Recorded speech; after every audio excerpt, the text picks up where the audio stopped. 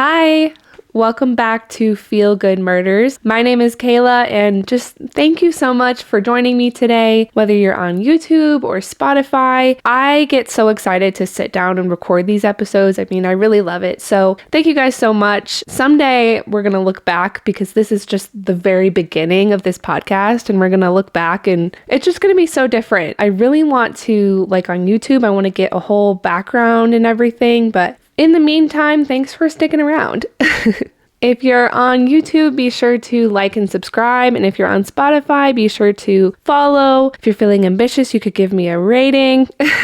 But most of all, just thank you for being here. And let's get started.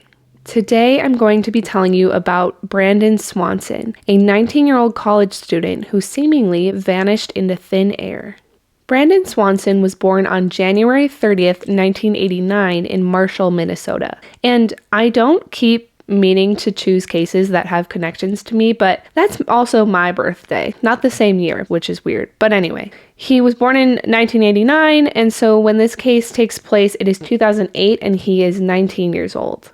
Brandon was attending Minnesota West Community and Technical College, and interesting fact, he was studying wind turbines there. I have never heard of that before, but pretty cool. So Brandon lived with his parents and typically commuted to and from class. This wasn't like a 4-year university, so he actually lived at home, commuted to class.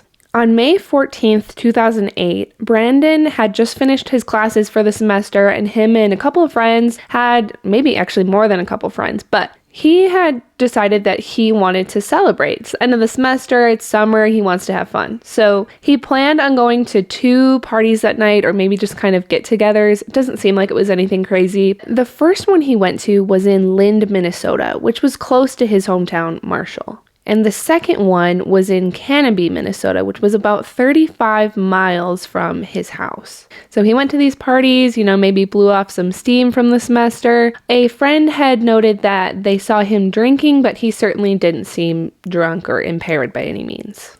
So like I said, Brandon commuted every day to and from school, and normally he would have taken Minnesota Highway 68, which is the most direct route back to his house. But that night when he was leaving these parties or get-togethers, he decided to take some back roads. I'm guessing it's because he had been drinking. Again, his friends said he wasn't drunk or impaired, but I'm guessing he was just trying to be safe, probably avoid the police. Sometime close to 1 a.m., Brandon, for an unknown reason, veered his car off of the road and couldn't get it back on the road, so he called his parents for help. So he called his parents and he's like, I'm only 10 minutes away from home. So his parents are like, oh, absolutely, we'll come get you. We're on our way. So they go find him. So for safety reasons, they stayed on the phone with Brandon the whole time.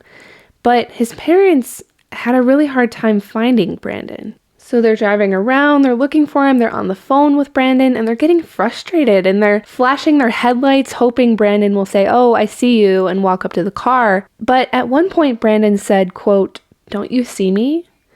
But they couldn't find him. They didn't see him anywhere. It was dark, it was the middle of the night, but still, they couldn't locate Brandon. Eventually, giving up, Brandon said, okay, I'm going to walk back to my friend's house in Lind, which again is supposed to be nearby. So Brandon's dad takes his mom home, drops her off, and then he heads back out to Lind to go meet Brandon. And they're still on the phone together at this point.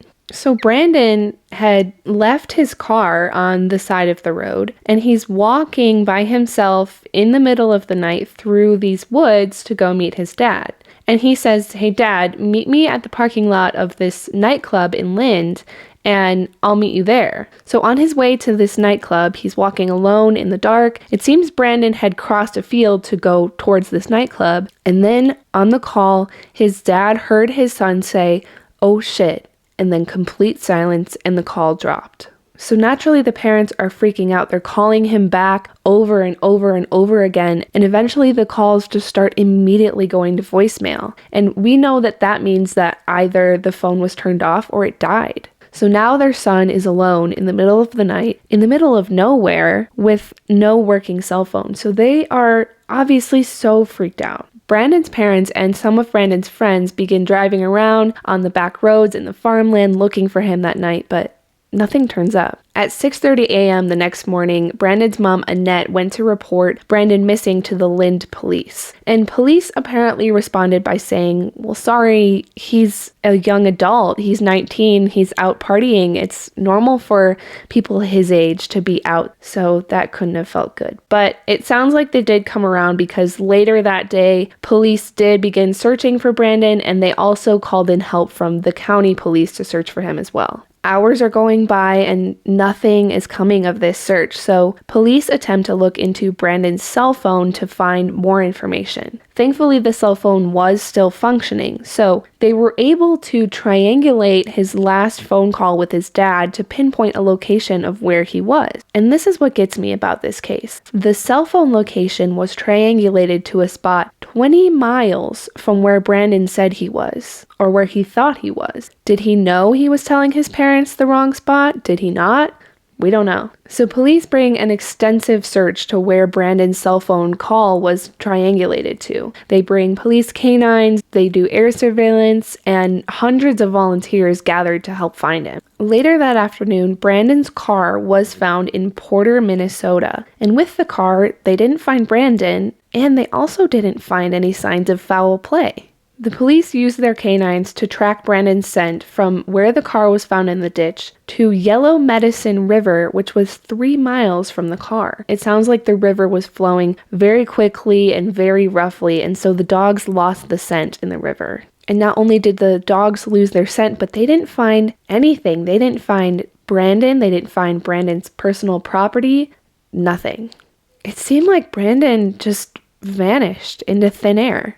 They can't find any trace of him. And that's so scary, because what do you do then? You already used the dogs, and that didn't lead to anything. There's no witnesses. What do you do? Later that year, in 2008, emergency support services identified an 122 square mile area where they thought Brandon was most likely to be. And that's great, but that's a lot of area. So the problem was that that area was a lot of farmland, and some farmers refused to allow their property to be searched because it was harvest season and they didn't want the dogs to be on their land. So a lot of this land has still gone unsearched. And to this day, Brandon has never been found. So this is now a cold case in Minnesota, but there are lots of theories out there about what could have happened to Brandon. And if you go on Reddit, you can certainly see some of these, but I'm going to tell you the most common one. So some people think that maybe Brandon had a mental breakdown and he committed suicide.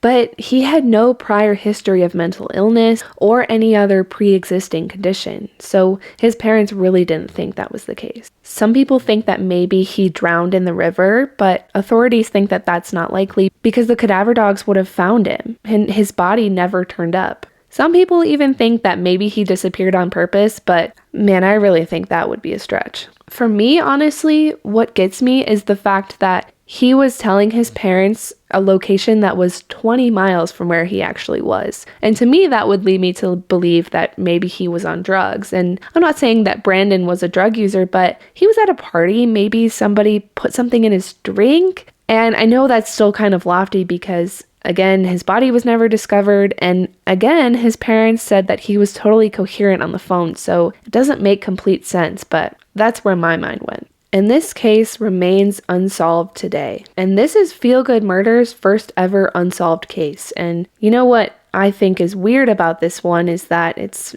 not even technically a true crime case, right? I mean, there's no evidence of foul play. There's certainly no evidence of not foul play, but we don't know, and we may never know what happened to Brandon, and that's what makes me crazy about unsolved cases, because I just want to know, and usually I feel like there's somebody out there that knows something, but in this one, we just may never know. Hopefully we do, because more than anything, I just hope that Brandon's parents can get some sort of closure, because just not knowing has to be the worst. There are reports that say that Brandon's parents pretty much have come to the realization that their boy is not going to come home, but they still leave the light on in their house just in case. And quick fun fact, in 2009, Minnesota lawmakers passed Brandon's Law, which, if I understand it correctly, it basically means that Minnesota police have to immediately investigate missing persons cases. Sounds like before the case was that they had to immediately investigate missing juveniles, but this law changed it to anyone.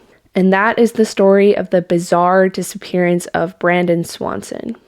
I hope you enjoyed today's episode of Feel Good Murders, and as always, I hope it distracted you from what you have going on in your life. I know this week I really needed this, so I'm so happy that you guys are here, and I'll see you next time. Be good and feel good. Bye!